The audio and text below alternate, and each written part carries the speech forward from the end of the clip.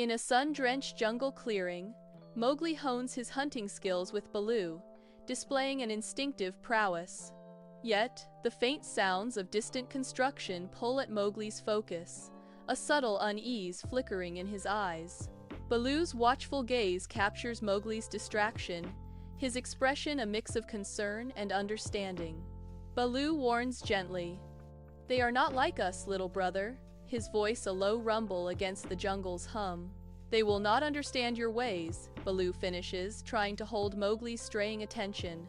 Mowgli hesitantly nears the village edge, his wild eyes drawn to the sight of human children playing, a deep yearning within him. A young village girl struggles with a heavy water jug, her small frame strained under the weight.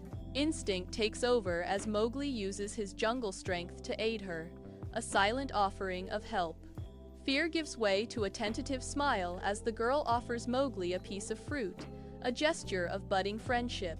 Suspicion clouds the faces of approaching villagers as Mowgli shares the fruit, the air thick with unspoken tension. Torchlight flickers across the den, revealing Akela, fur-grizzled, surveying the tense pack from a rocky perch. Akela gestures towards the unseen village, a stark warning in his aged eyes as he states. The humans encroach further. Ran, eyes burning with fury, bristles at the edge, his voice a snarl. "We should attack, drive them back." Mowgli stands apart, his human features a sharp contrast, brow furrowed with a plea. "Perhaps we can coexist." Mowgli's earnest hope hangs in the air. Not all humans are bad, a fragile counterpoint to the rising animosity. Distrust fills the wolf den, a palpable tension as the pack faces a future shadowed by encroaching humanity. Sunlight filters through the jungle canopy, illuminating a vibrant clearing where Mowgli practices hunting, stick in hand.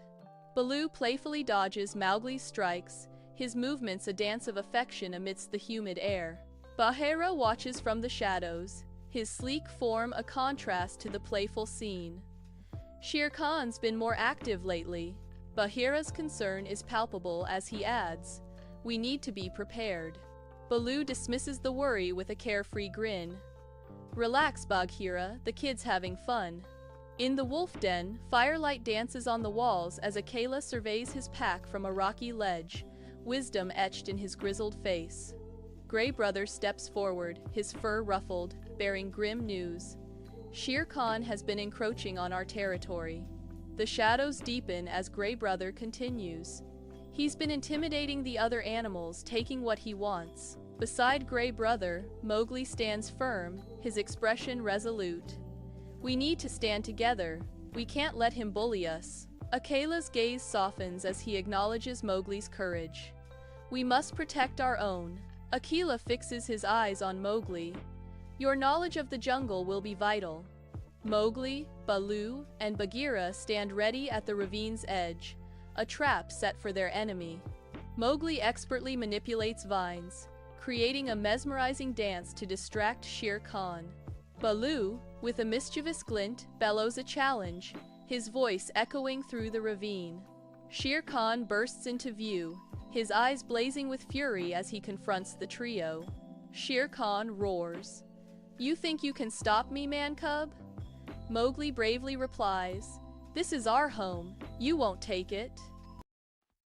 At Council Rock, Akela, a grizzled wolf of imposing stature, surveys the assembled pack, tension hanging heavy in the air.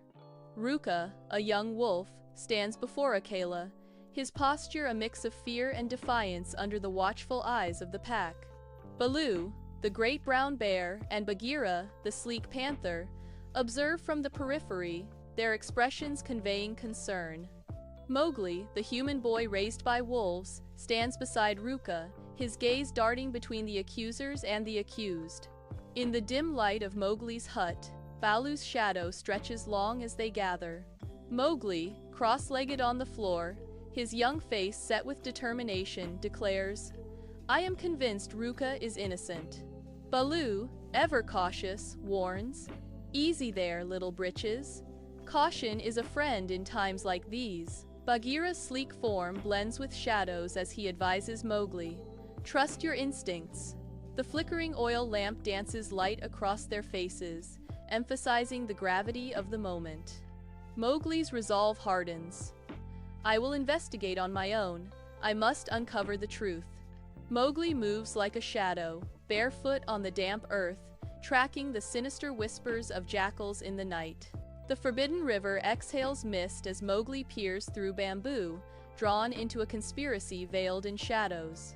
The jackals huddle, their treacherous plot thickening the air with unseen menace. Mowgli overhears them plotting to frame Ruka. A narration unveils, revealing a viper's nest of treachery. Mowgli realizes the true danger Ruka faces, a narration warns, spurring him to expose the conspiracy. Bathed in sunlight, Mowgli tumbles amidst a flurry of wolf cubs, their playful yelps piercing the jungle's dense canopy. The joyous game abruptly halts as Rontu is spotted slinking away, a stolen piece of meat clutched tightly in his jaws. From the shadows emerges Akela, his imposing presence immediately commanding attention and respect. Rontu freezes, caught red-handed, the weight of his transgression heavy in his grasp under Akela's gaze. Akela's eyes reflect profound disappointment as he surveys the scene, his gaze filled with solemn gravity. Food is to be shared, especially in lean times, Akela declares, his voice resonating with the weight of responsibility. Firelight flickers across the wolf pack's faces, casting eerie shadows as Akela stands sternly above them. Akela's voice booms. Rontu has broken the law and must be punished. Mowgli steps forward, pleading. He was likely driven by desperation. Bagheera, with a panther's grace, warns. Mowgli speaks with the heart of a cub, but the jungle respects only the law. Sunlight paints the jungle floor as Mowgli leads Rontu through the dense undergrowth, their movements purposeful and synchronized.